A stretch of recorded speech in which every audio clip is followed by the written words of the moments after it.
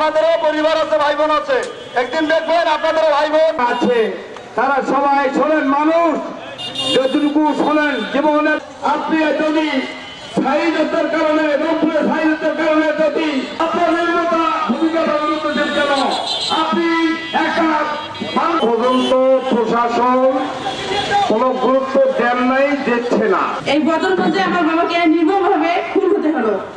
এই লাভলু হত্যা বিচার যারা করেছে, মামলা যারা জড়িত আছেন, তাদেরকে আপনি অবিলম্বে গ্রেফতার করতে হবে। ওনার কিরকম আহ্বায়ক, কিরকম বিএনপির নেতা যে আগের দিন আমাদের লাভলুর মতন একটা নিবেদিত প্রয়াস কর্মীকে হত্যা করা হলো, তাকে সংশ্লিষ্ট পরিবারকে সে সমবেদনা জানালো না, আবার সে পরের দিন নিজের বাড়িতে প্রধান অতিথি বক্তৃতা দিচ্ছে।